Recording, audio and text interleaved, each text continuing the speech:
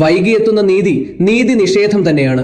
ചരിത്രത്തിലെ താളുകളിൽ ചോര കൊണ്ടു എഴുതപ്പെട്ട ഒരു പേരുണ്ട്, ജോർജ് ടിന്നി ജൂനിയർ. വെറും 14 വയസ്സ്, കയ്യിലൊരു കളിപ്പാട്ടം ഇരിക്കേണ്ട പ്രായം. പക്ഷേ അമേരിക്കൻ ഭരണകൂടം അവന് നൽകിയത് 2400 വോൾട്ട് വൈദ്യുതി പ്രവഹിക്കുന്ന ഒരു ഇലക്ട്രിക് ചെയർ ആയിരുന്നു. 20-ാം നൂറ്റാണ്ടിൽ വധശിക്ഷയ്ക്ക് വിധേയനായ ഏറ്റവും പ്രായം കുറഞ്ഞ മനുഷ്യൻ.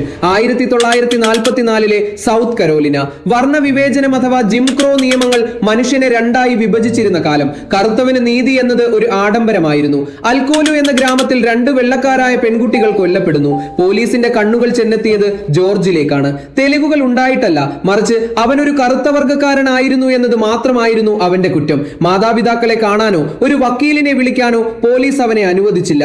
വിശന്നു വലഞ്ഞ ആ കുട്ടിക്ക് ഒരൽപ്പം ഭക്ഷണം നൽകി അവനെ കൊണ്ട് ചെയ്യാത്ത കുറ്റം സമ്മതിപ്പിച്ചു. അതൊരു കോടതി വിചാരണയായിരുന്നില്ല, ഭരണകൂടം നടത്തിയ ഒരു നാടകം മാത്രമായിരുന്നു. വിധി പറയാനിരുന്ന ജൂറിയിലെ 12 പേരും വെള്ളക്കാർ. വാദിക്കാൻ ആരുമില്ലാതെ ഭയന്നു വിറച്ച ആ കുട്ടി കോടതി മുറിയിൽ ഏകനായി നിന്നു. വിചാരണ വെറും 2 മണിക്കൂർ.